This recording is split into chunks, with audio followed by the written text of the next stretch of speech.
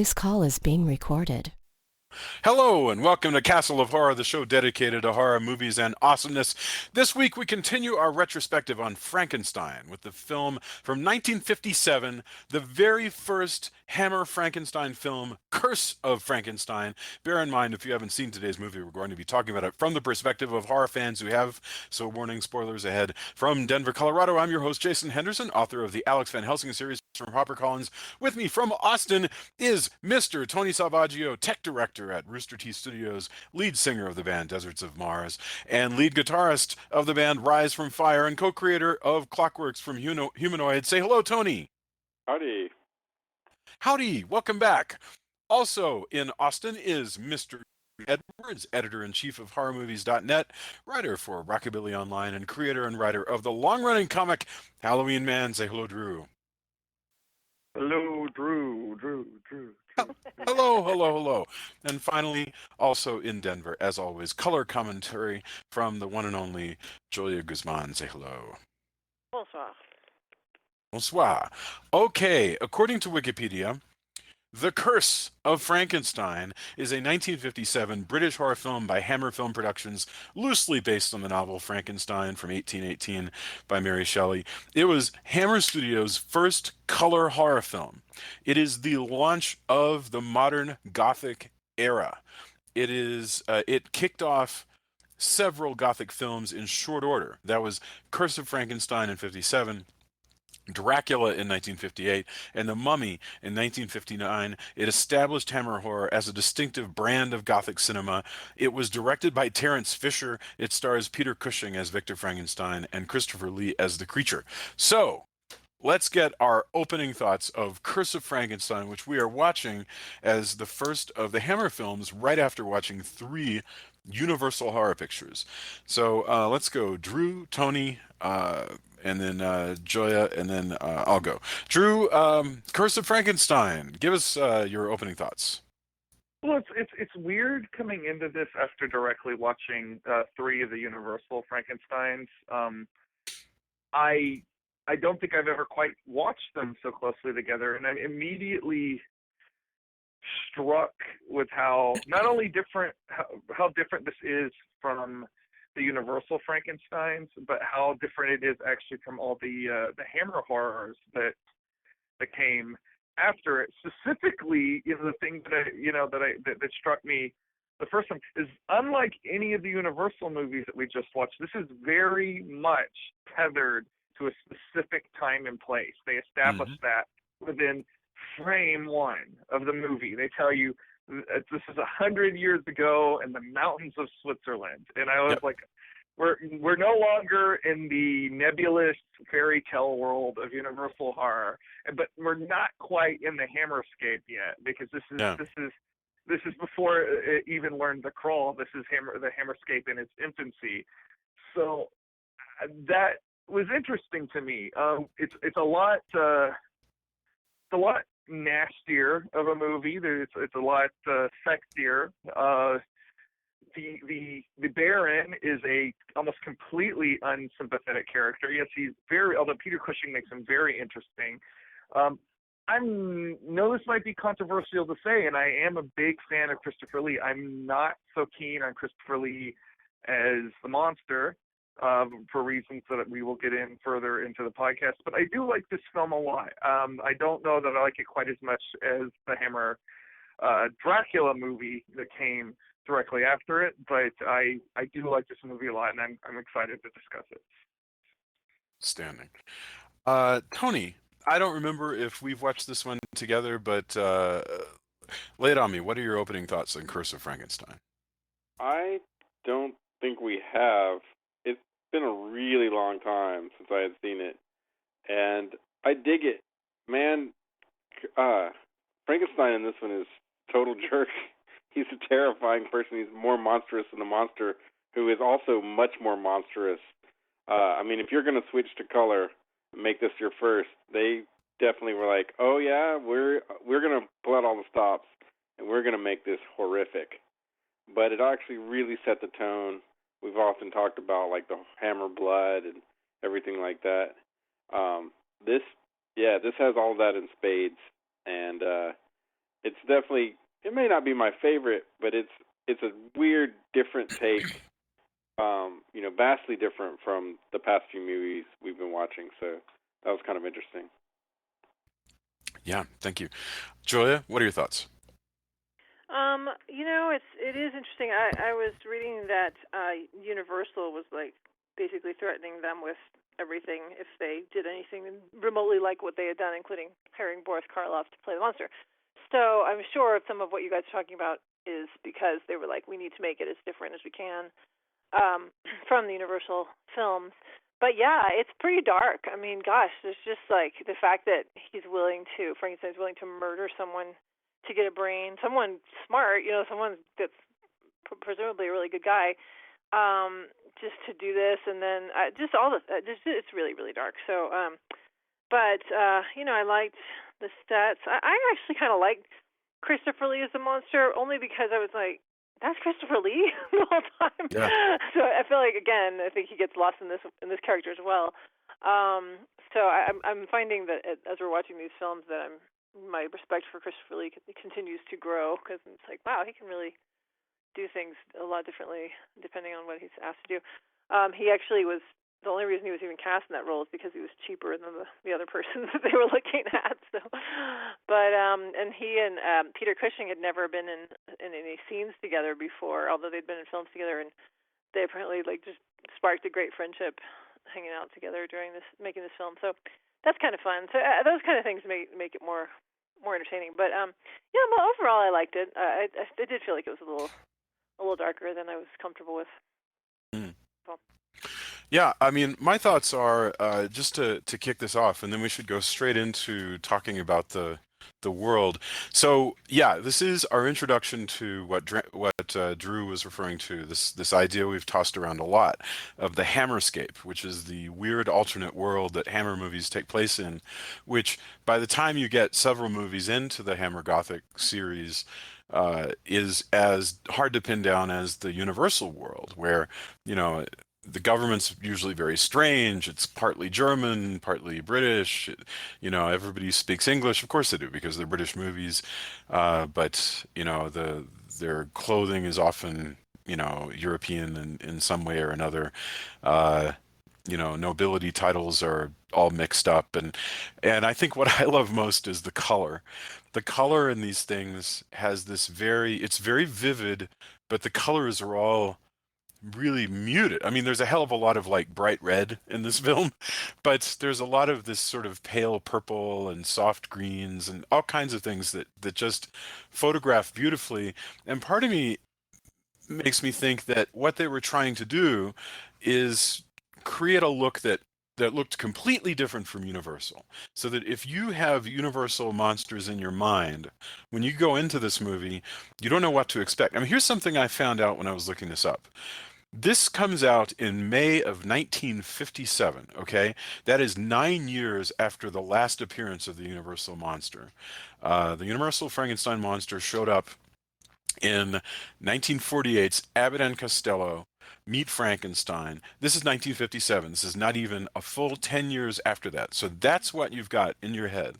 So you walk into this movie and the sets are smaller and more cramped and more real looking, but also at the same time more sumptuous and more rich, and you're seeing all these characters wearing these Regency costumes. They're wearing these flat double flied pants and the coats and everything. So they're all dressed like Lord Byron, and it looks nothing like anything that you've seen before when it comes to Frankenstein. Blows me away. I love this new world. By the way, I just got to mention, this is May of 1957. In November of 1957, so in other words, just what is that, like 6 months later or something, another Frankenstein monster comes out, which is I Was a Teenage Frankenstein.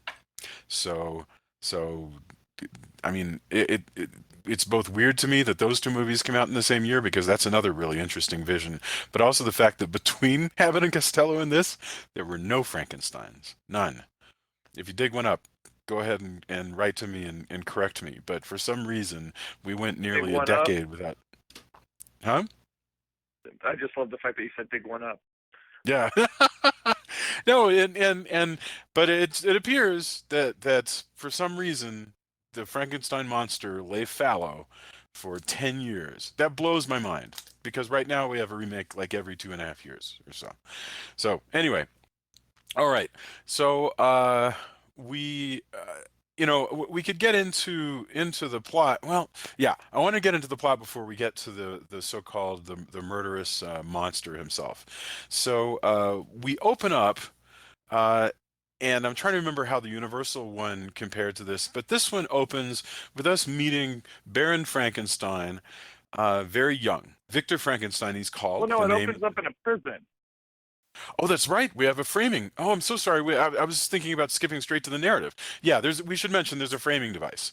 So this one opens with a framing device with Baron Frankenstein, who we meet in played by Peter Cushing, in jail, and he has chosen to tell his story to a parson who he thinks that people will listen to. And it's a classic device of, let's tell the audience how we got here. I love this. I think it's really cool because it also immediately gives you that vision of how different all the sets look and everything. um was anybody struck, by the way, by how young Peter Cushing looks in this film? Oh, yeah. You said that. I just think his hair was darker, and that's what made it look like that. But I didn't think he looked that young. However, I will say I did not care for the kid at the beginning of the film all that much, but that's just me. Oh yeah, when we cut I to, kind of like that kid. yeah. I feel like that kid does a good job playing the. I don't know. I believe that kid is the same character as within the reasons of the reasonable presentation given this movie. I do believe that kid grows up to be arrogant Peter Cushing.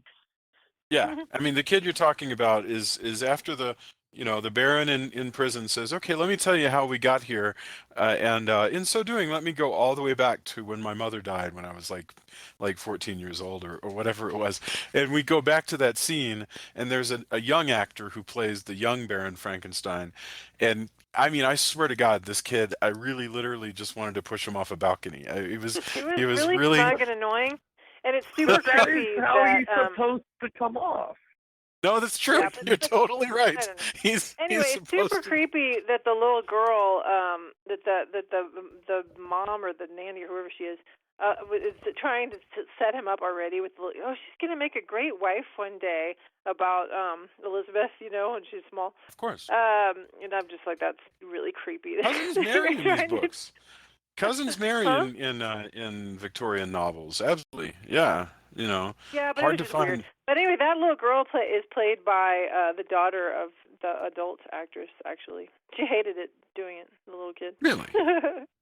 No kidding. That's interesting. Well, she's only in it for like 10 seconds, but yeah. But she didn't want to do it. She hated it. She still has trauma, like post-traumatic stress disorder about it, apparently. No kidding. Yeah. The kid is really great. I mean, and he does seem, rather murderous and devious because he's already done this amazing thing where he's hired his own tutor by pretending to be his father.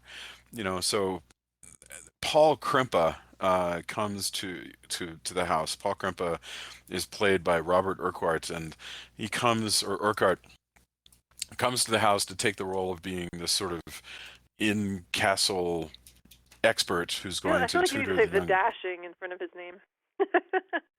the dashing Paul Krimpa. Yes, Yes. and he's actually going to become a part of this story. And this is, to me, the most interesting thing watching this thing. And you guys may think that I'm reading but I feel like there's a strong love triangle in this movie because Paul becomes a big important part of Frankenstein's life. And to me, there's almost Huh? Well, the funny thing about that is sort of one of the few things, well, other than the general Frankenstein mythology, but it is one of the few things that does carry over from the Universal version. Yeah. Although it's done a lot better here because they're able to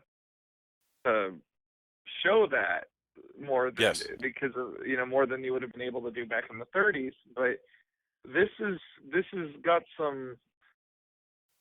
Some of that same love triangle that we saw with Frankenstein, his buddy, and Elizabeth in the Universal film. But the triangle is running in different directions than I think Universal had it running, because in the Universal one, the guy definitely was after Elizabeth. In this one, he seems interested in at least protecting Elizabeth, maybe being slightly attracted to Elizabeth, but he wants to be in Victor's life, and it is a Bassanio / Antonio kind of sexless gay romance basically going on. Well, it's also more of a love rectangle when you think about it, because Frankenstein's I was also going to say quadrangle, exactly, because of the maid. Yeah, he's bumping uglies with his maid, so yeah, that's true.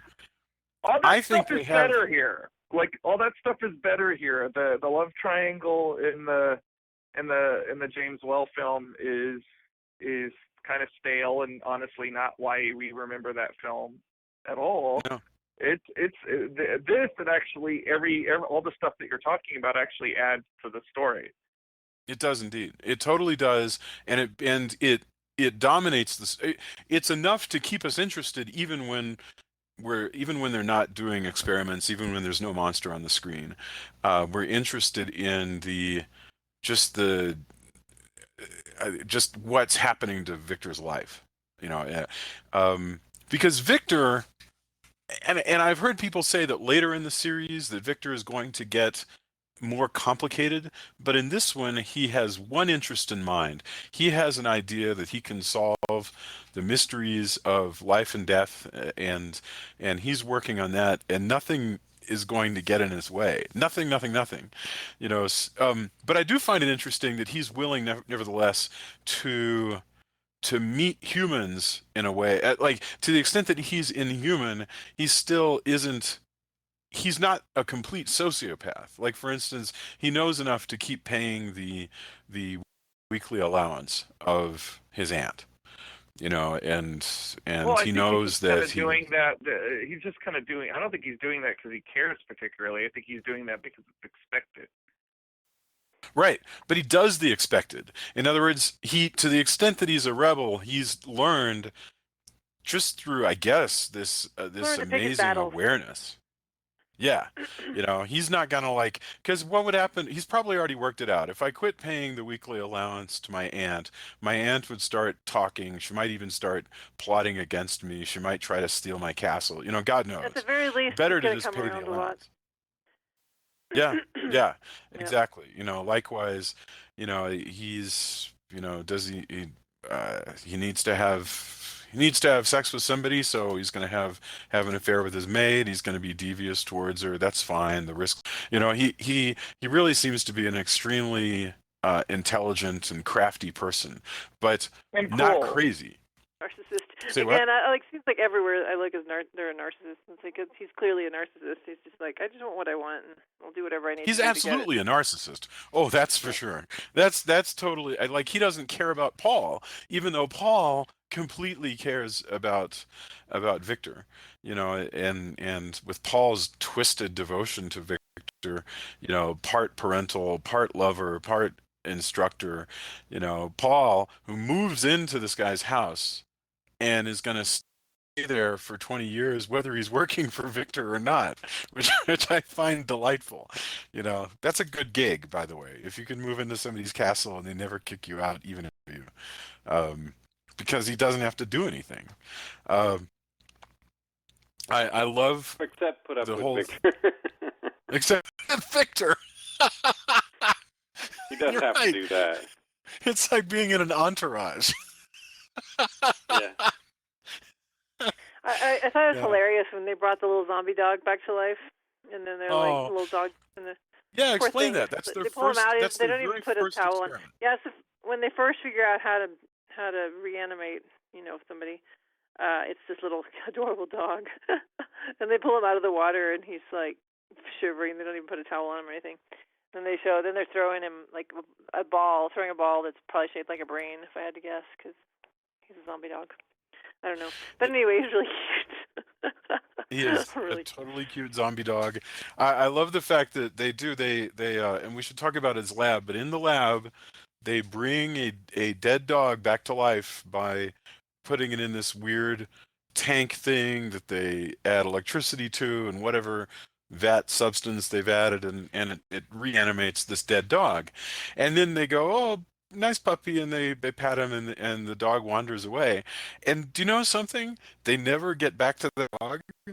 And I have to say, I was mildly distracted by, wait a minute. Are you telling me that there's a revived dead dog? There's a zombie dog wandering this castle, getting bigger, you know. We don't know if it came back wrong. We don't know if it's plotting. I would Looking for us. assume that it came back 100% okay. Yeah, I guess. You don't think he's Because Cujo? we never heard anything about it, and plus all that it smashed. Maybe all there's that a it sequel that we smashes didn't get to see about where his like little Frankenstein's Cujo dog, Frankenweenie. I forgot about that. We actually, yeah, we I really want to know more about this dog, honestly. If you were writing a sequel, I think the dog There's would your come. fan fiction Yes. for the week. Like last week, we were writing the Lost Frankenstein, Universal Frankenstein sequel. You're gonna write the Hammer's Frankenstein's dog. Yes. You know, well, it goes well. Reggie Alder starred in Dracula's Dog. Yeah, It was called what was that called? It was Zoltan, Zoltan, Hound of Dracula or something. Hound of Dracula. Yeah. It's a fine film there. That's that was a funny film. yes. Anyway, we should mention Dracula's Dracula on the Brain. Frankenstein's lab also has been completely redesigned. I think Joya said exactly why, which is that Universal was breathing down Hammer's neck to say, "You guys can do Frankenstein, of course you can, but nothing you do can look like anything that we did." And it doesn't. It looks nothing the same. Drew, would you like to explain what this new lab looks like? Or Tony, you can take this one. Yeah, I defer to Tony on this one. Oh man, put me on the spot. Or I can go if you don't want to.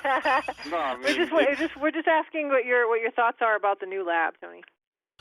I mean, it's definitely different. There's a lot more gadgetry that doesn't. Yeah. I don't know. Again, it goes back to the we're gonna make this in color and we're gonna put all this stuff in it and it's gonna be striking. There's and modern in a way, but callback. I don't know. It's a strange looking affair that really. I mean, it fits, but it is not the full of little electric bits and more steampunky stuff of previous. It's got a lot more, we're going to put colored vials of this and, all that kind of stuff around tanks of things, Well, I don't know. Chemistry oriented. Yeah, definitely. That's for sure. There's a lot of vats and vials and beakers. Bubbling liquids, yeah. Yeah. Lots of The funny thing is when they spoofed the Frankenstein lab in Rocky Horror, this is really more the lab that they went with instead of the better known Frankenstein's laboratory from the Universal films. Like this is sort of more the look they went for, which is again lots of chemicals and lots of brightly colored. It's almost like a this movie came out in the late 50s, but it's sort of a precursor to like almost a psychedelic look. There is a psychedelic aspect, but I was just thinking that the Art Deco feel of the James Whale Frankenstein and that lab feels very modern. It feels very post World War I.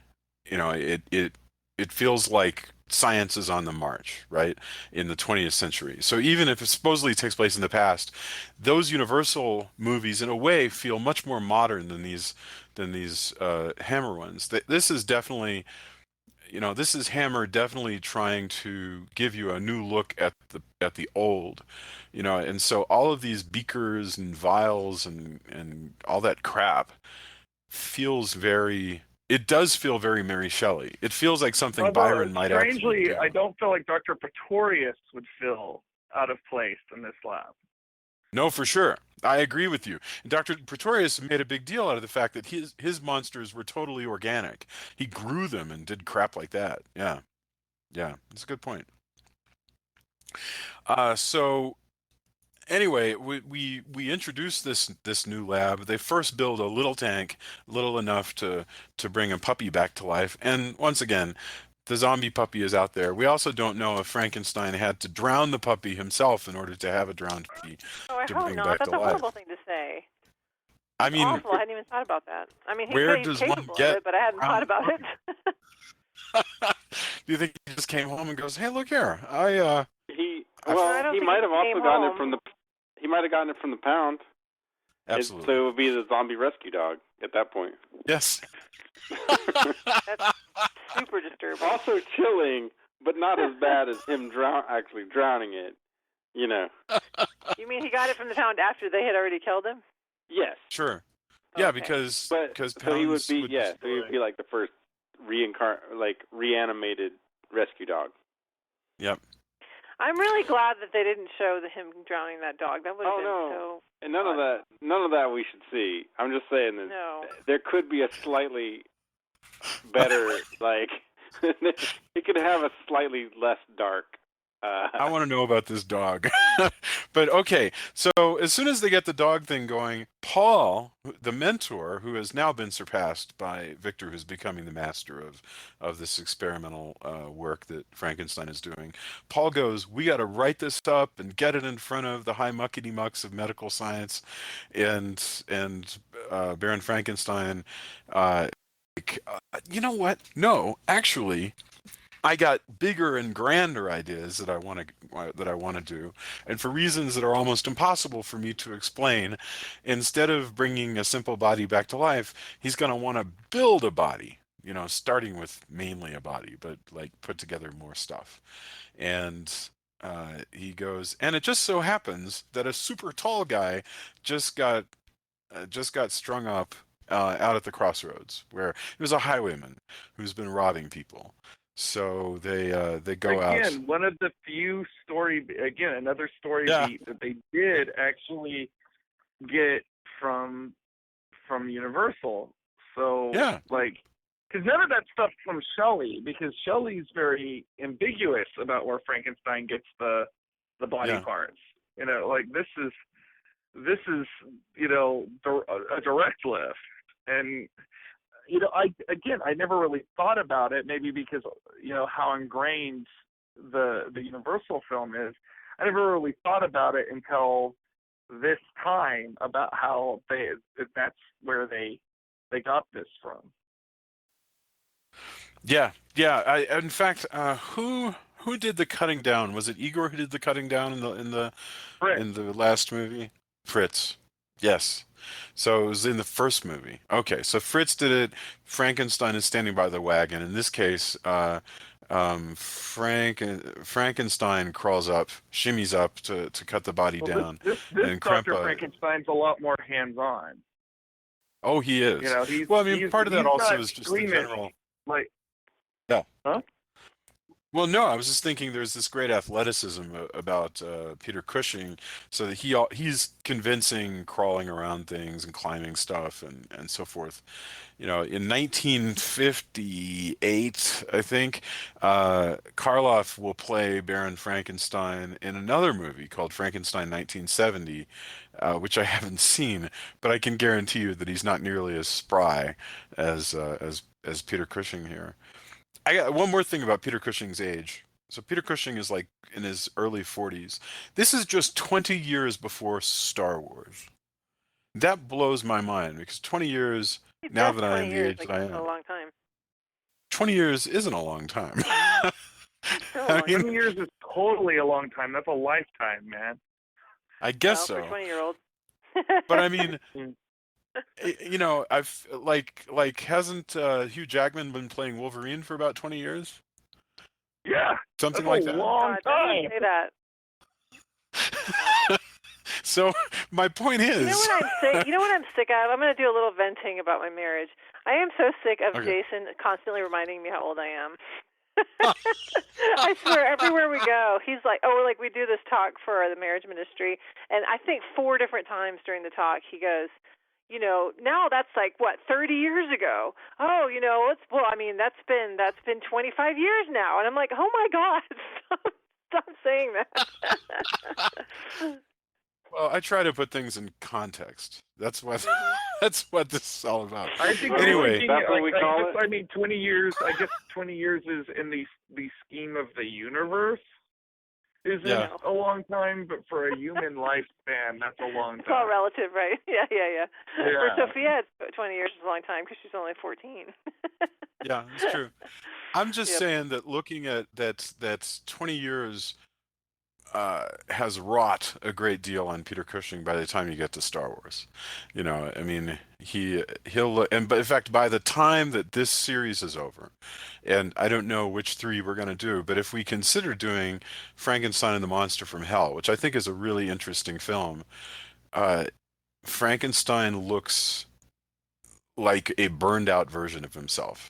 Not burned out spiritually, but just like physically, as though he's been just sort of hooked up to a battery and just like drained. And it's astonishing because at that point, that's something like 1973. So that's like just like 15 or 16 years after this. That really is the Hugh Jackman career.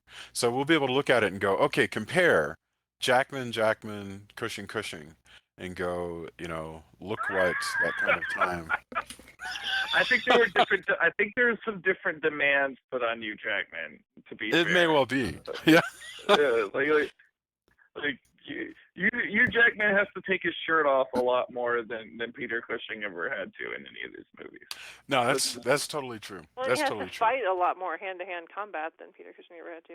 Yeah, but Cushing. Well, I mean, we did. The very first episode of this show, of our show, was in fact Legend of the Seven Golden Vampires, which featured Peter Cushing. It wasn't the very first episode. The very first episode was Van Helsing. Well, was it? It was. Hugh Jackman, full circle. Why did we do that? I have no idea. That was years. that was some years ago too. We had a rationale. Ill planned. Well, okay. We had a rationale at the time. Oh my God, you're totally right. Let's just make it be the Peter Cushing thing because we just really don't want to remember Van Helsing. Well, no, I mean a movie that's not very good sometimes makes for a really good show, and so I'm down with that. But I apologize. You're totally right. I think that Legend of the Seven Golden Vampires was maybe episode 2. That blows my mind. Wow. Yeah, you just didn't want to remember Van Helsing. I mean, what strikes me is that we recorded that, and it was June, and I was in Seattle, and I was like actually on a hotel phone, because it was like our second episode. We still had no idea how the hell to do the show. Anyway, all right. So anyway, they got the big body, but Peter Cushing is like, okay, a couple things have to change. For one thing, this head is terrible because it's been picked apart by the birds. They don't really show us that. This movie is well known for being quite gory, but to be honest, a lot of the gore is kept slightly off screen. And so they need a new head, and they need some hands. Because he wants delicate hands, because he wants to make a super person who will be intelligent and artistic and all this stuff. So he really has this notion that he's going to create kind of a super race. And he runs off to go get some hands. I mean, he literally, I don't remember how he does it. I think if I recall, he says that a concert pianist has died, and so he's going to go get those hands from the morgue. And so he's got that going on. Where does he find the head? Yeah, he cuts it, but where does he find the head of Peter Cushing? I mean, of Christopher Lee. That I don't remember. Because he finds parts of it, like... Yeah, but remember, he cuts that head off. I don't know. Anyway, that's really not the important part. The important part is that he gets the brain from friend of his who's like trusting Well, him. right. Okay. Anyway, He's all he's alone. right. Well, that's true. So he's putting all that stuff together, and now we get to the brain stuff, which, like Drew was saying, a lot of things are lifted from Universal. A lot of business with this brain. This is where the real evil of Frankenstein comes in, because he wants a good brain for his monster. And so he invites a delightful old man to come and have dinner with him and Elizabeth, his lovely wife, who we haven't really talked about at all particularly. But, we introduced the wife. Anyway. She's very, I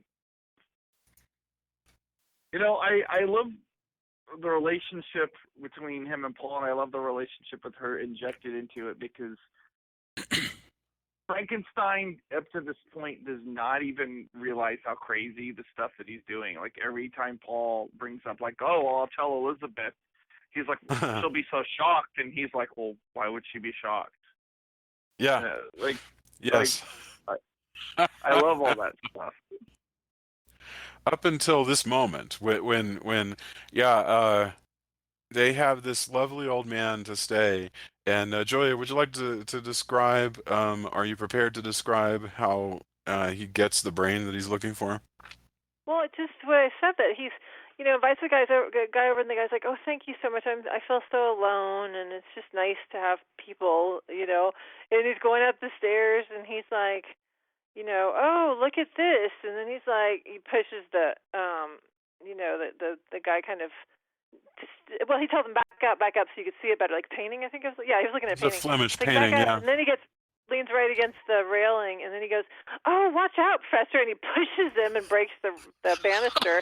And I gotta tell you, that effect of that body falling was impressive. It really looked like a real body falling and just breaking breaking the neck on the floor. It was very terrifying looking. It didn't look like a dummy at all.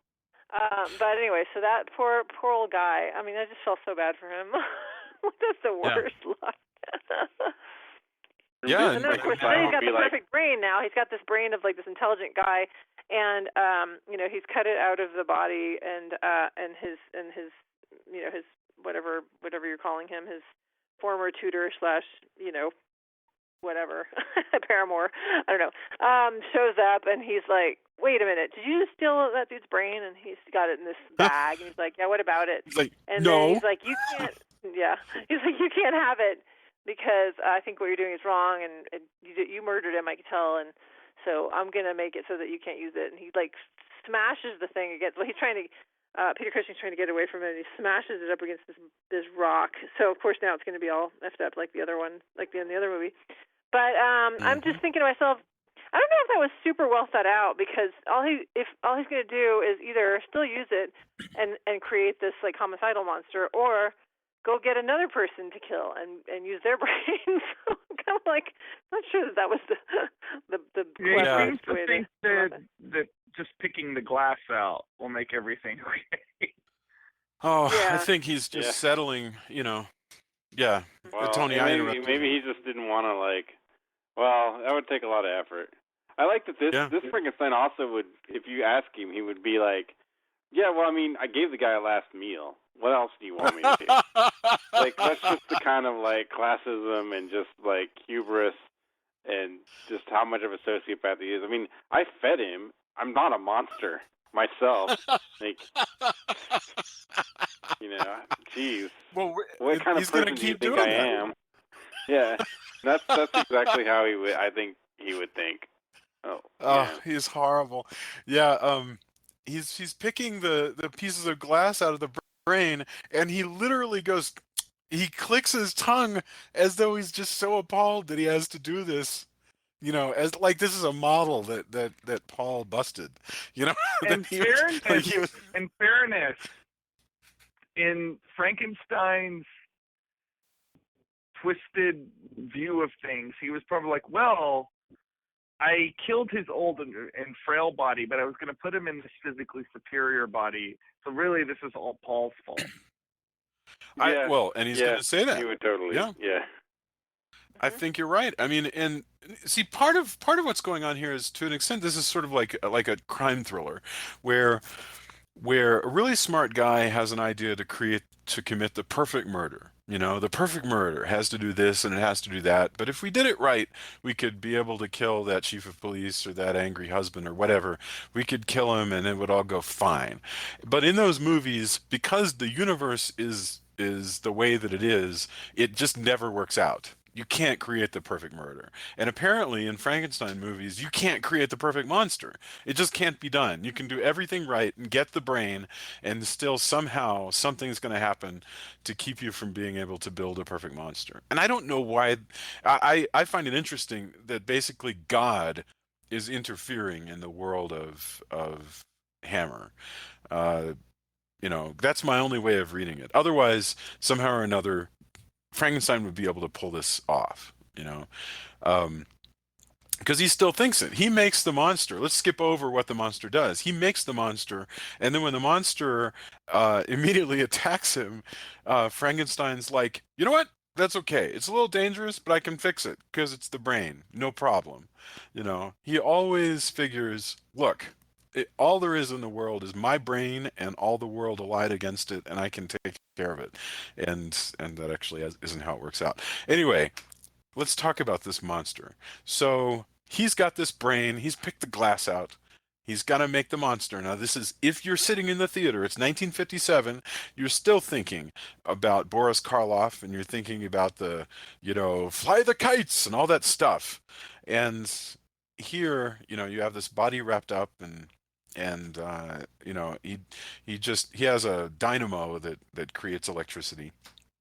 And uh, when the monster finally comes to life, it is a surprise to Frankenstein. Well, the because creation scene is kind of a non-event compared to. Yeah, it doesn't happen. And they're him and Paul are having an argument while the monster is born.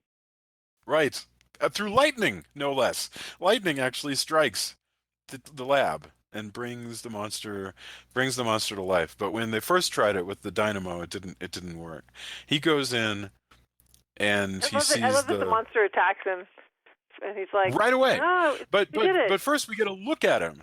So does anybody want to describe, because so that I don't have to just you know, I don't want to describe everything awesome. Who wants to describe the monster? He looks like a desiccated corpse, basically. Like, he is a lot more hard. You know, the makeup on Karloff is great. Like, you know, it's iconic for a reason. Christopher Lee is a lot more zombified and a lot harder to look at. So he looks more like, I guess, a realistic corpse. He doesn't have the flat head. He doesn't have the neck electrodes. You know, he has got a lot of the skin is kind of falling off of his face, and he's got one eye that's, you know, sort of looks like it has cataracts. Oh, it's so horrible. Like only one good. He's terrible to look at. You know, and he's as Julia said, he's barely recognizable as Christopher Lee. And I rewatched Horror of Dracula, you know, right after watching this, and it is kind of funny to compare and contrast. And yeah, you know, indeed. I can only imagine that wearing this makeup was a pain in the butt, and that's probably why maybe Lee didn't really want to appear in any more of these. Yeah, it looks. Somebody described the monster as looking pickled because the skin is flappy and soggy. He looks green and grotesque. Like you said, his eyes are gross.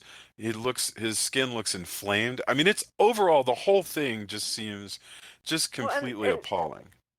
And it was hard to do because what originally they tried to do, make a mold from his face to be able to use like as a kind of a latex mask or whatever, but it didn't work. And so the makeup artist just ended up doing it every day from scratch with like cotton, just sticking cotton on his face. So it wasn't easy either. No, it's a hideous and pretty impressive piece of work. And I think what's most appalling is two things about this creature at the same time. On the one hand, the creature is really dangerous. He has brain damage. It's caused him to be really violent for no particular reason.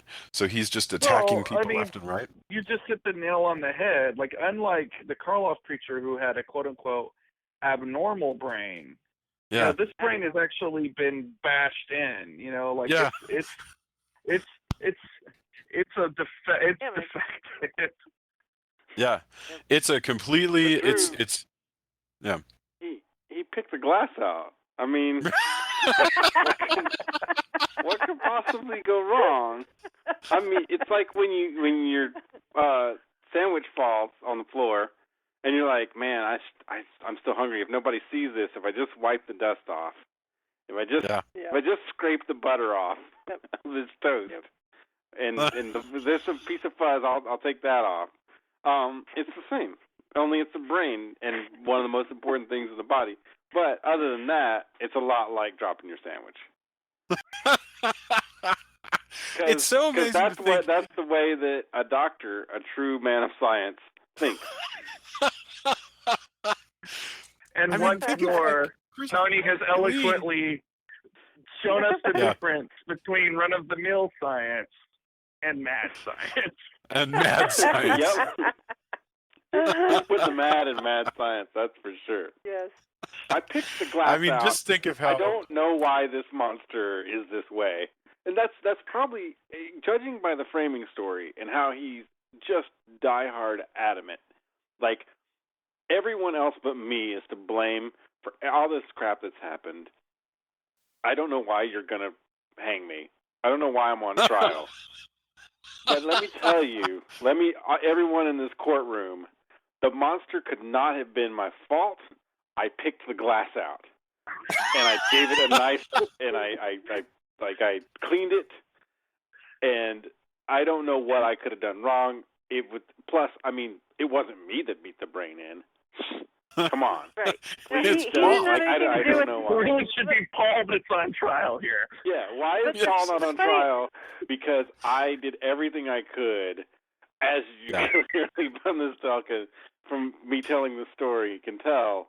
I don't know why I'm on trial. All of you should be on trial. The funny thing is, it never once occurs to him that maybe he deserved to go to prison anyway on account of having killed the guy whose brain he stole. Like, that's That's not... going to be okay. That's how he He's going to operates. be living in the monster body. Yeah, He that's how really operates. believes... I think he believes that if he doesn't get caught doing something, that it is not a crime. I mean, that's the psychopath for you. Absolutely, he believes all of this. He does put the mad and mad scientist.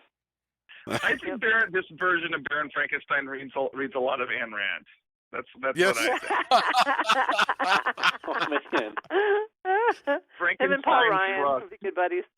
Oh, The can monster somebody shrug. please write the objectivist Frankenstein? That would be so great. I would love the We don't objectivist have to Frankenstein. write it. That's this character. They did it. It is, yeah. They did it for us. But I wanted to say, though, there were two things. The first problem with this monster is that he is murderous, because of his brain damage. But the second is pitiful. All He feels... Paul's fault. Yes, all Paul's fault. But I mean, and we'll get to the scene in a minute when Paul comes back. But when the monster is first running around, yes, he's capable of terrible things, but you also feel very sorry for him because he walks like a rag doll. He has no like fine motor skills, and he's even more pitiful than Karloff to look at because he's just pitiful isn't even. I mean, he's grotesque. Like, Yeah, I there's mean- not even a chance if you make a bride for this guy that she's going to be like, maybe I could settle. There's just this going to one be really instant, does. like, horrific, just terror from anyone who He needs views to be this thing. destroyed. They He's don't definitely needs to be really establish much of a look, I love Christopher Lee, but they don't really give this creature that much of a personality. Like No, I agree. I'm not saying at all that the Karloff creation is brilliant. This is not that at all. That's not what I'm saying at all. What I'm saying is there is something loathsomely pitiable about this creature. Well, it is so I would hard. compare it almost more like to the dog in Cujo.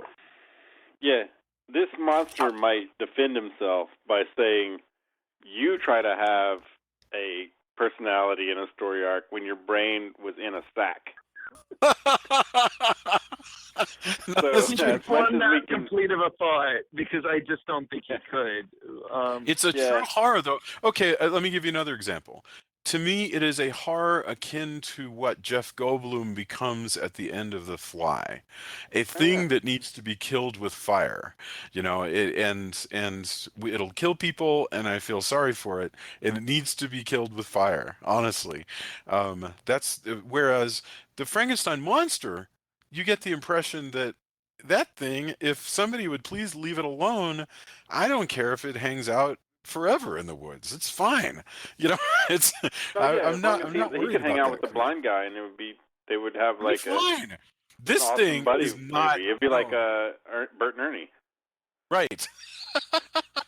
But this thing cannot be uh, reformed, not Oh without no. cutting it open and doing something else with it. Well, I Um, mean, the Baron does talk about like completely replacing his brain, but yes.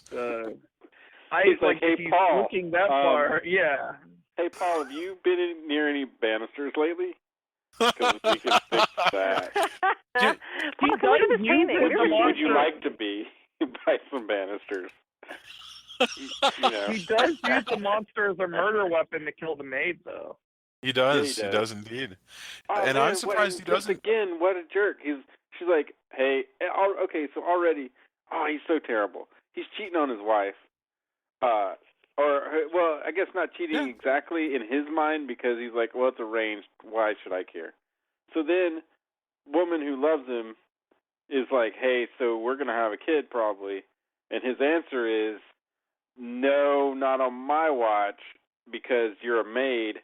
Let me lock you up with a murderous monster.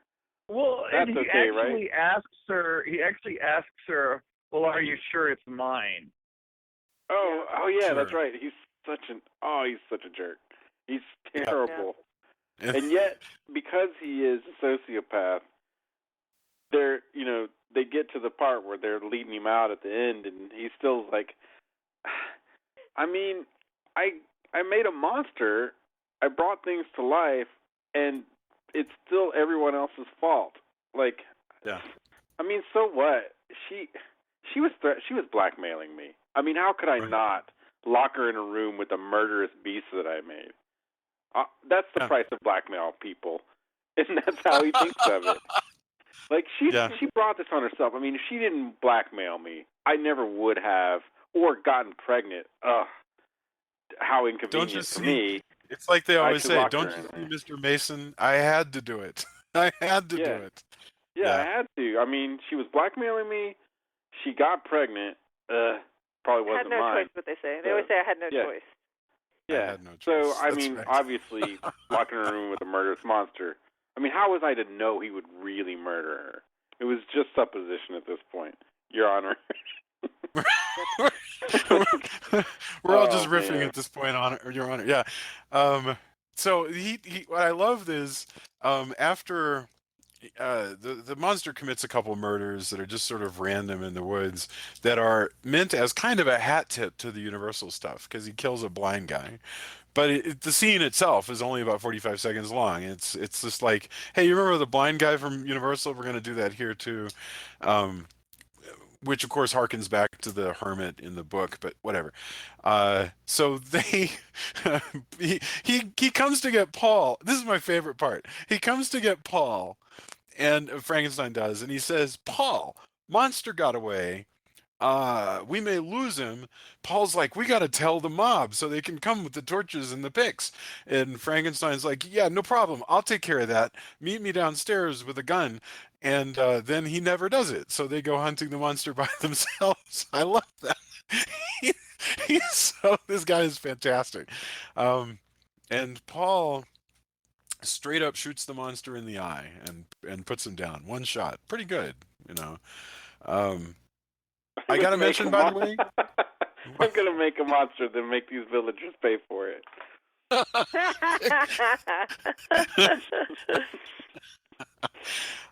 it's cold, by the Sorry. way. All of the actors, you can see their breath. It is freaking cold here in. I mean, they're shooting in and around Bray Studios. They're shooting around all these trees on the edge of the Thames, and it is cold. I've been there in March, and it's it's a cold place to be. But I think we were there in January. it was January. Yeah, Okay. that's when we stayed there. Was it because it was All for our right. Well, anniversary? I'm Yeah, sorry. or actually, it's for New Year's. Sorry, it's New Year's. But yes. I thought it was March. Yep. I apologize. You're totally right. Okay. Well, that was even colder. That was anyway. Yes, they shoot the monster. That should be it. Paul's like, "Oh, thank God, I helped my friend bury the monster. Now everything will get back to normal." But everything doesn't go back to normal because Frankenstein digs the monster up. What I love is he actually goes, "This is your fault, you know," exactly as Tony was saying. It was like, "You realize this is all your fault." And he starts.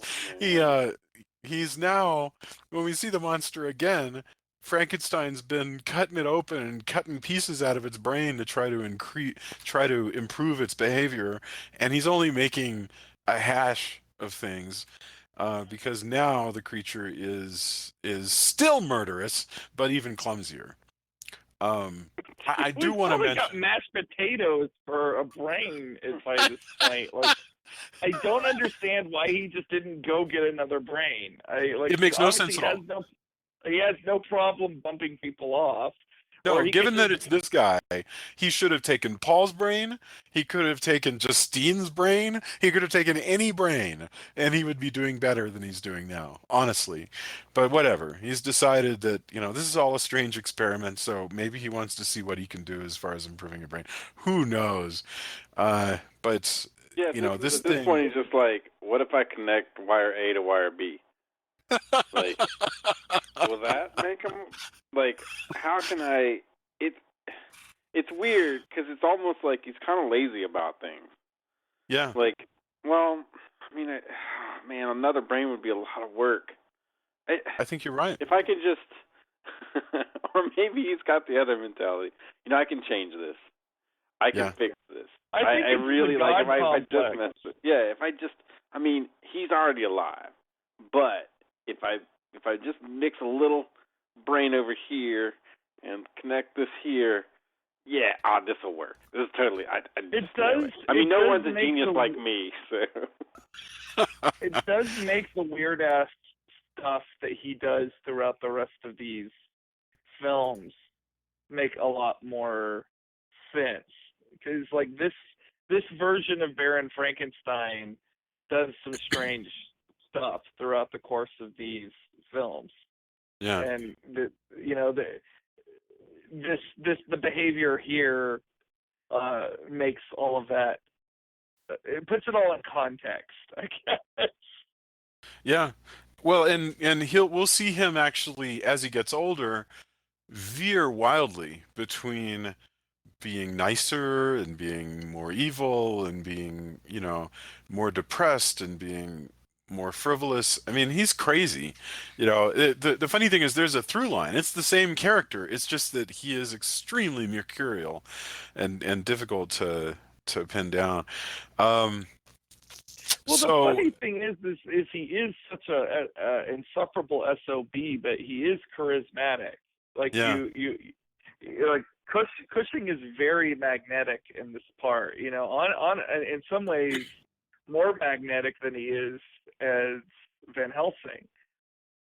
And, I mean, that's a lot of how sociopaths work. Like, well, I mean, I have all these cool people around me, and people are drawn to them, so they're able to keep continuing their kind of crazy sociopath work, Especially if he's, in this case, the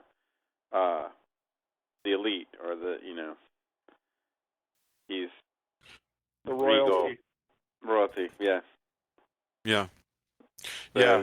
he's royalty. How bad could he be? Oh, the bad kind who pushes people off balconies and takes their brains. But I can totally see, what you're saying about the idea of him being so narcissistic that it would be easy to follow somebody like this. Because one thing for sure, somebody like that is always going to tell you that they've got it all figured out. So as long as you're kind of on their side, the future looks very stable because they're constantly going to be saying, "Don't worry, I got this. We're fine. It's gonna I be just fine." picture a lot of like between him and Paul, like a lot of like Paul going in for like a handshake, and then like Frankenstein doesn't reciprocate, or like maybe like, oh dude, we did this in like a hug, but then it kind of Yeah. doesn't really happen. Like, I he think must that be happened a tired. lot. Like, yeah, like a whole litany of this, like they're out their relationship of like, hey, oh man, you know what? He probably just didn't want to shake hands or whatever. But he's a good guy. Like, man, you know, I'm living at this place. Like, I mean, yeah, he created I mean, that the thing monster, is, Tony, but Pablo Picasso was actually like that. That's like no, literally exactly. what Picasso I'm was telling like. you, that's how this works. And Yeah. that's It what. reminds me. It reminds me of the sketch that they do on Saturday Night Live on the Weekend Update when they're talking about the dictators and they're like good friends. They're like, oh yeah, he's great. Well, sometimes no. Right. Do you remember that with Yes. Who was that Um, about? That was I can't remember. It No, was it was like what they're talking. They've done it a no, couple of I know, times. Where but they were talking about Assad, I think. I believe they were talking about Assad of Syria. yeah, But I don't remember. It was some anyway, dictator, but it was just so. Oh no, he's a great guy. He's so great.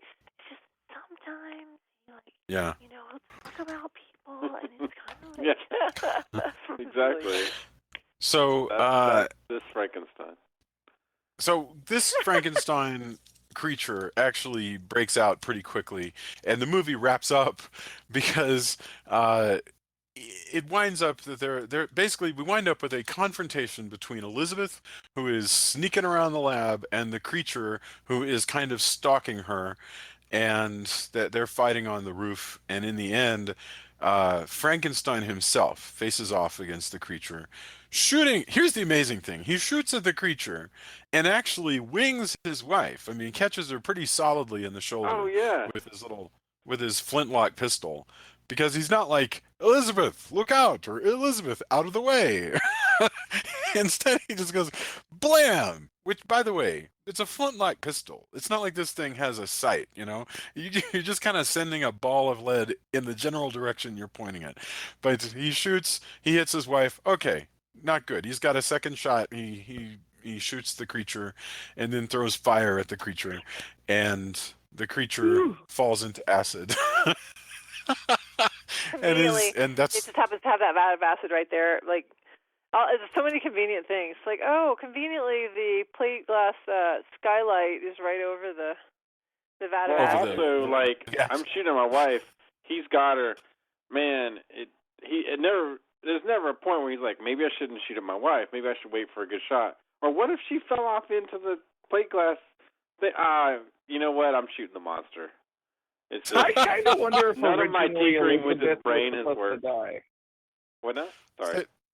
I kind of wonder if originally Elizabeth was supposed to be dead here, and they Very possible. tacked on the little bit of her being with Paul at the very end because Yeah. people maybe that didn't test well or whatever Hammer did at the time. It's I could see distinctly possible. She could definitely be dead. Definitely she could be dead. And you're right, they give us like 3 seconds of her being alive later so that we know that she made it. You know, who knows? I mean, or maybe it's just She suspense. probably made out you know? okay because I imagine she gets all of Victor's money. Yeah, right. Because in the end, the way that it is being presented to the magistrates is that Baron Frankenstein committed murder and is being prosecuted for the murder of Justine, whose body is still in his castle. He's not being prosecuted for any other murders committed by him. And here's the funny part. He wants Paul to back him up and tell everybody, hey, it wasn't me that killed the maid, it was my monster, neglecting to mention, of course, that he was the one who locked her in. I mean, that still would not get him off. That would, because if I say, well, actually, my lion killed the maid after I locked her in with the lion, Yeah. I, I, I still go to prison. Maybe Again, I still his am. defense is, Your Honor, all of this is because of Paul. I don't understand why you can't see this. Paul, Well, you know you're gonna I had to lock her in there because how did I not know the child was Paul? So, Your Honor, I rest my you're case. gonna get Paul. guillotined. You might start saying some stuff because Yeah. I mean, damn. Yeah. Sure. We also But don't know how much of this is true. Paul, by the way, is like, yeah, so long, sucker, and he's like gone. So, you know, but we don't know how much of this is true. Wouldn't that be the different, like a fan movie where it's the unreliable narrative, and Paul's Yes. like, here's all the evidence. We only saw Paul's evidence, and actually all of this is true. And Frankenstein's like, dude, you don't understand. Have you not seen what Paul does?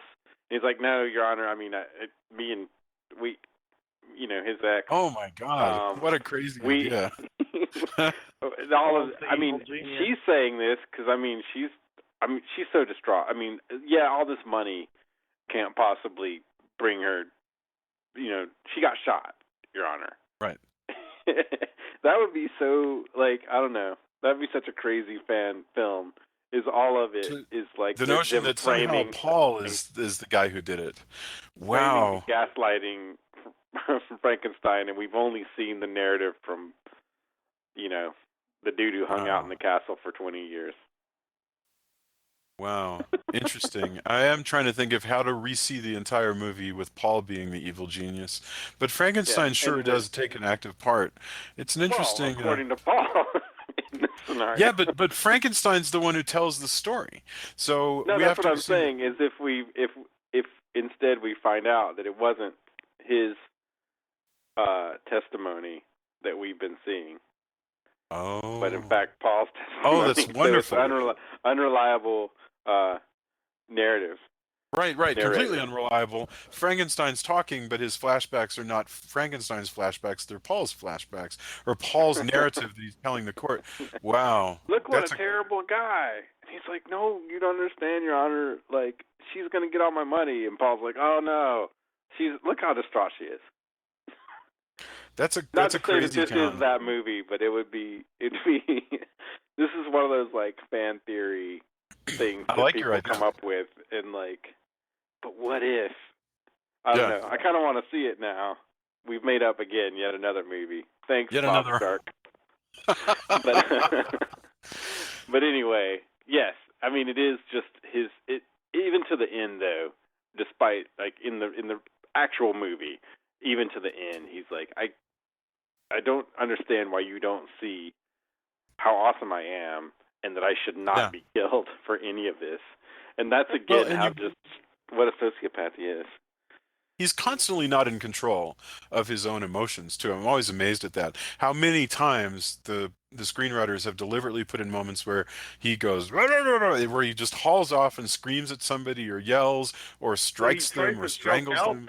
He tries to choke out the free. And then he'll go, oh, you know what? My bad. Hey, it's cool. I'm not going to do that anymore. Have a seat. It's all right. Everything's cool. And that happens again and again. So... Kind of like Trump. Right. There's a 3 a.m. tweets, and then it's like, no. I'm not going to do any more 3 a.m. tweets. Yeah, there is something similar there.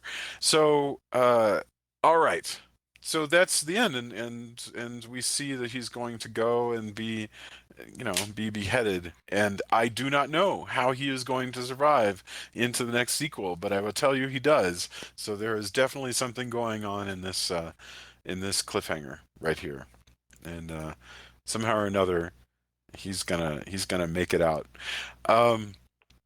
He's gonna make it after all. Yeah, he's at the end of this. He's theme song of Dr. Frankenstein. Yes, it does sound delightful. Baron Frankenstein, walking down the streets of, Nuremberg and tossing his hat up into the air, Great, with a great beer in the area, so He's got his 80s sweat. He's got his 80s sweater on. He just turns to the camera and smiles. Yep. Yes. All those lucrative Baron von Frankenstein Mentos commercials. Yes. So, all right, we should definitely get our Which I love the idea of the fresh maker superimposed over the horrific Frankenstein monster. The flesh maker. It's just horrific, just completely horrific. I'll bet a bunch of our listeners will not even remember the Fresh Maker, the Mentos commercials. I don't know. I mean, yeah. Well, I hope.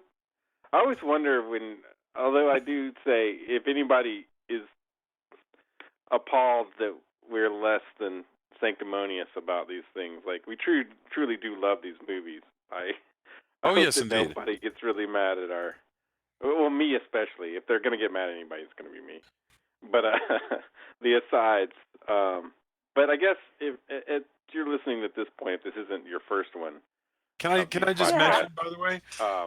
Do you know how long ago the Mentos commercials came out? Oh no! Oh, hey, Julia, mark it. It's right? 20 years. No, I'm going to tell you a story after this. Go ahead, tell us how old it is. It's 20 years. It's actually 24. 24 years. Yeah, F you, dude. Only 24 years seriously, ago, man. That was like yesterday. I was at a thing about marketing, and the guy was saying, how like you got to have something memorable, and he's like, who can tell? And he kind of was giving us different things that we were supposed to fill in the term based on what either the jingle or the logo, what do you call it, the catchphrase thing, the tagline was. And so anyway, so he goes, I kid you not, I'm in this room full of like 25 people, and he goes, you deserve a break today. And me and like two other people go at McDonald's, and nobody else knew it. And I was like, are you effing kidding me? I'm looking at him going, seriously? Oh man, I still enjoy the fact that you mentioned this earlier, and Jason just brings it back around. Like, no, just totally cannot resist. Like, I'm by telling the way, this is my life. This is my existence. I think Jason is enthralled at the idea of becoming an old man. That's my theory. True. I think so he can truly become Van Helsing. I think that's finally has earned it. He's like wanted this for so long. A youthful man. It's like only a few more years. Yeah. And I'll be swinging through like windmills and throwing like stakes at people. He wants these will be my halcyon retirement years. Yes, my indeed. Van Helsing years, as you would. Yeah, my dad he got older, and I can just picture your daughters and then he was swinging from chimneys. He was calling people monsters and throwing stakes at them. That was right before we put him in the home. That last one was really dangerous. I think he almost hurt that one person he called a monster. None of these people were vampires, but he was going after them. I don't know. I just want to point out that McDonald's has not used "You Deserve a Break Today" since 1983. No, I know. So that's what the guy said after I said, I'm like one of the only three people in the room who knows that. He said that. I was like, are you kidding? Oh, my God. Yeah. It's 35 years ago. 1983 was like yesterday, Jason. Oh, man. I like that you had to add specificity to it. Oh, by the way, 35 years ago, Julia. He's so All right. evil. Man, we have digressed. We should get our So final evil. thoughts on the Curse of Frankenstein. My the final launch thoughts of, are that my of husband is evil. I'm so excited about this, by the way. Doing humor horror. All right, what order did we go? It was it was Drew, Tony, Julia, and then I'll say whatever. Very old Julia. No, the delightfully and youngish Julia. So the young at heart, Good youthful save. spirit. Good My name means youthful spirit. yes, indeed. All right. Jason, just so you know, when Julia eventually kills you, I will bring you back to life, and I will not smash your brain. I will make sure it's intact. Unless Tony tries to stop me. So you're saying that if I eventually kill him, I should just go ahead and smash his brain because you're not going to take care of that for me. That's a dark I'll thought. take the glass out. I'll take the glass out. It's cool. Yeah, that's what I was saying. We'll you wipe and it Tony off. will carefully take the glass out. We'll wipe it off, man. We'll take it out of the sack lovingly. We'll wipe all the dust off. We'll pick all of the glass out. We won't even leave one sliver. That's what good friends we are. Not even one. It'll be completely glassless. I mean, it may be like hamburger, but there will be no glasses. I We can think it's assure more you like of a this. Salisbury steak. Okay. No, I mean, I you don't think want we to would pick. be I mean, delirious we could find another brain to kind of just like maybe if we like put like extra brain in it, we'll get an even smarter Jason. Is it like tape up the holes with the extra brain? Yeah. Well, I mean, fine. we can push David's Patches. skull Brain patch. off Brain patch. off a balcony and use parts of his brain. Oh my What do God. they call the liquid band-aids, or like brain liquid band-aids? We That got is a good, dark, don't worry, dark man. thought. We've got a is good plan, Jason. We Your good got you. friends. All right, Your well, good I'm friends glad. have a really good plan. Okay. I'm really glad good So that my Death will my hold final no thought. dominion. That's good to know. My final Death- thought is, Yeah. first off, I am glad that we laughed so much during this episode because I very much needed a good laugh. I enjoy this film a lot. It's interesting to talk about it so close to the Universal Frankensteins. I'll be really interested to get into some of the sequels because they get crazier and crazier as they go on. And I really just, I don't think I said this enough or at all while we're doing it. I really do enjoy Peter Cushing in this part as the sinister Baron Frankenstein. He's just very entertaining to watch. So it'll be cool to get in and do more of these. Absolutely will, and we'll get to come back to him each time and sort of layer on what we've started to talk about here. Tony, final thoughts, Curse of Frankenstein. Oh, I really like this movie. I think it's garish in all the right ways. It's interesting to see such a, kind of super villainy Frankenstein, and please don't ever think that my irreverence, because I'll take my lumps on that, No. means anything that I don't love this movie. It's really cool. I love Hammer. It's really interesting. I agree with everyone to see this and so close together with the classic Universal horror movies, like the Frankenstein movies. It's really, really cool. I enjoyed the movie quite a bit. I think it's an interesting take on all of it. I think the framing device is also interesting, and the very unrepentant Baron von Frankenstein is interesting. Plus, we get two of my favorite actors in a movie together, with monsters. That's pretty awesome. And it also, I prefer my monsters to be on screen. So this has been a welcome respite from all the world's whatevers. So maybe that is part of why, I think we need monster movies and we need good laughs. And so hopefully we can all watch good monster movies and have good laughs. That's my hope. Wow, that's fabulous.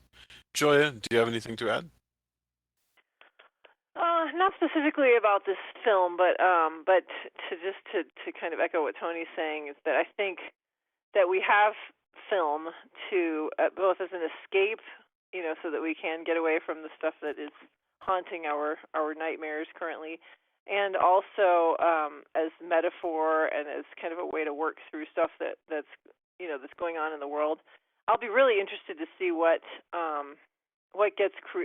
wonderful creative things are conceived of here in the next year or so, because I guarantee there's going to be some really interesting monsters that are going to come out of some clever people's brains. Anyway, but no, this film is not that memorable to me. There were some things I liked about it, and it's just another one that I'm glad we watched, but I probably won't watch again unless I have to again for some other podcast.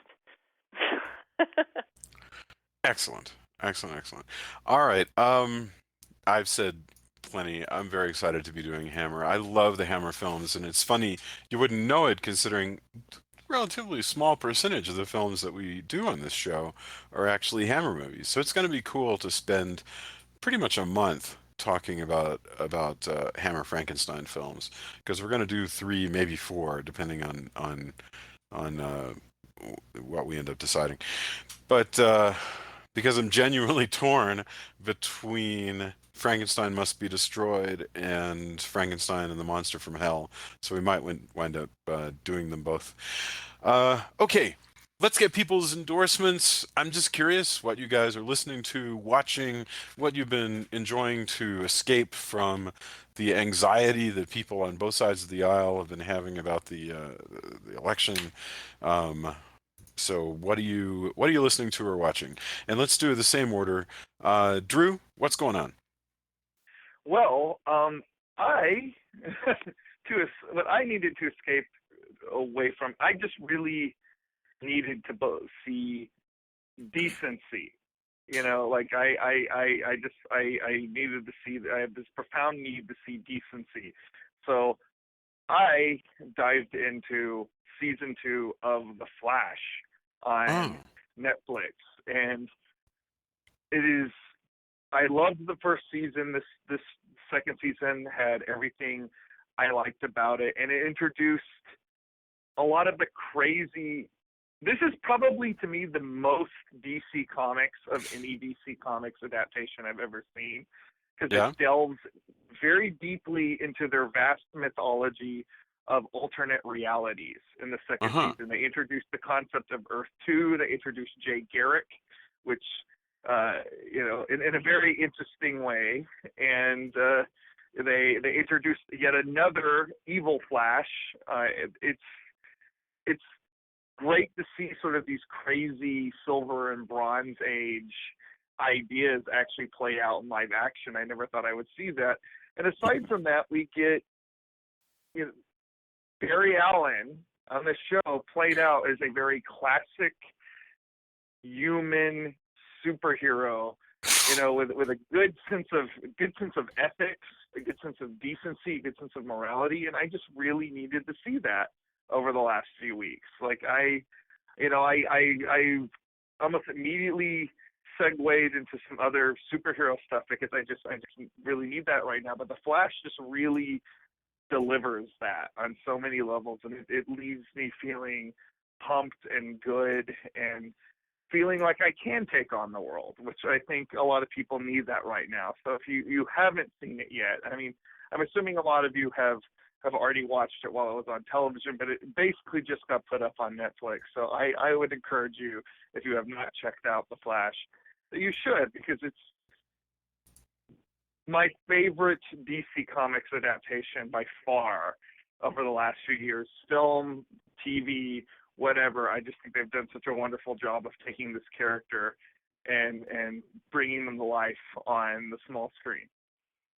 Fabulous. Just fabulous. All right.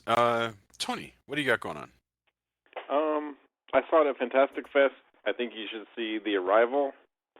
It is, if you didn't mind the pacing of Interstellar, and you were also a fan of The Day the Earth Stood Still, I think this is the movie for you. If you expect crazy Independence Day blockbuster crap, this is not the film for you, and you should probably skip it. However, it's some of the smartest, coolest sci-fi I've seen in quite a while, and it still resonates with me even after seeing it at Fantastic Fest. I also got a box set for the new Criterion box set for Lone Wolf and Cub, which I highly recommend. I know some people who had a hand in it, in bringing this box set to life and doing extras for it and writing up things, and it's really awesome.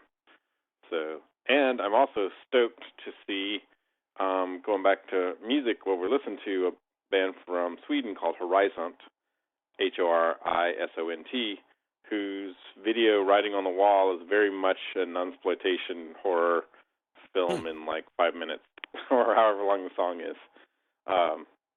And that's pretty cool. And they're playing Austin, so I'm pretty stoked. They're on tour. Horisont, Horisont. Okay. From Sweden, and they're really cool, kind of Judas Priest meets stoner rock. which is near dear to my heart. I think they're really cool. Writing on the Wall is the name of the video, and like I said, it's kind of a weird non-exploitation movie in Yeah, in it a looks like video. Nastasia Kinski in To the Devil a Daughter. Yeah. Yeah, Wow. it's pretty rad, and their music's really cool. They're on tour, so if you can catch them around, I'm super stoked that they're playing Austin at a tiny venue. That's one of my favorite venues, Beerland. So cool people run Beerland. Cool people. Max, who has been on the show, books there, and we played there. And it's again one of my favorite Austin places. The fact that this band's coming on their first tour from Sweden. So if they come to your town, you should head out because they sound pretty rad and have cool videos. So there you go. Very cool. Julia, did you have anything to endorse? Oh yeah, I'm going to be totally cliche and give you the blockbuster answer. I love Doctor Strange. I loved it. I don't know if everybody loves it, but I loved it. I thought it was a lot of fun. And we have a friend who's a writer on it, so that's pretty awesome. Congrats to Cargill because it was really great. I thought it was super cool. Yes, the effects are all ripped off from Inception, which probably ripped them off from something else if I had to guess, but they're great effects, and it's just a lot of fun. I'm a total sucker for anything that just bends our concept of reality. I love that stuff, and so for me, this was just way fun. Benedict Cumberbatch, although doing a very odd American accent, was great, and it's just a really fun film. So I'm glad I watched it. No, it's very, really very great. cool. I saw it in IMAX 3D, and by the way, if you can see it in that was pretty awesome. I mean, it was see it on a huge screen like that, and like I said, congrats to Chris Cargill because, man, he and the rest of the writing team really knocked it out of the park in many, many ways. And it's cool to see somebody we've known for a long time just hanging out at the Draft House back when he was writing for Ain't It Cool to see him and we reviewed Sinister, which overall I think we dug for the most part. And so things come from that, and then go into Doctor Strange. That's really rad. So he's doing good. I was just remembering once. Also last year's Button-Umathon, we got to see Benedict Cumberbatch do a Christopher Cargill impression. Really? And that was really great because his wife was in attendance, but he wasn't because he was writing the movie, and it was very surreal for everyone involved because he's a really good actor. Cool. And so you would have loved it, Jason, because you and I used to talk to him all the time when you lived here. Yeah. So you would have recognized it and got a laugh as well. Although many people were asking her, are you going to, that was pretty good. Are you going to trade up? Lots of jokes that way because it was a really good impression. It was really cool that they sent that. So that was pretty awesome. And to see it, there's also a Button-Umathon Easter egg, which many people, deep cut Easter egg that he included, and that was pretty awesome. Although everyone who's kind of knows what it is has been laughing in the theater, and people are like, "Why is that funny?" None of this I don't even remember this, so I must. I don't know if you were in attendance to that one, but I'll fill you in. Alrighty. At some point in time, Chuck Mangione featured prevalently in this. The in-joke is the song, but unless you were there, it's such a weird deep cut. Like the in-joke is for 200 people tops in the world. Wow. So it's such a bizarre thing to see in a huge blockbuster movie, and long. Yeah, this is the long tail in-joke for 200 people in the world. That's pretty beautiful. And it still works because there's still a lot of inherent comedy in the flugelhorn. Yeah. So that's pretty great. Awesome. Okay, I got two, and I'll do them really quickly. One is you totally got to listen to the other interview that I put up this week, and I think it'll go up Thursday at Bleeding Cool, and it's Laura Parker talking about her new Dark Shadows book, Heiress of Collinwood. This was a very fun conversation. Laura Parker played. It's a very interesting story because Laura Parker played Angelique who was a immortal witch on Dark Shadows, basically down through the ages, obsessed with Barnabas and interested in just sort of blowing up his life whenever she had the opportunity to. That was her shtick. And she played Angelique, and she was that was a very memorable character. But she actually has an MFA, and she's taught English, and so she's been writing Dark Shadows novels, and they're really good. And this one I think is fabulous, and it was a really good piece of Gothic romance, and I recommend it. So that was a good conversation. The book is good, Heiress of Collinwood, but the conversation was fun. So you can look for it in our feed and try to find it. The other thing is I discovered this movie. I also have been retreating from the world into films, and Julia and I last night watched The Haunting of Julia. No relation, and it is a very, very way spooky, disturbing ghost story starring Mia Farrow as this rich lady who buys a big old haunted house after her daughter dies. And and basically it occurs to me, if I want to write a ghost story in novel form, you couldn't do worse than to start out with the setup of The Changeling and The Haunting of Julia, which is kill the family, and a family dies and you move into a big old house and things start to get spooky. Good, just really great. I had never seen it before. Haunting of Julia was really scary. It was new to me, and there's nothing better than a discovery like that. So there we go. Gosh, everybody, it has been so much fun discussing the Curse of Frankenstein. We will be back next week with, I believe, the Revenge of Frankenstein.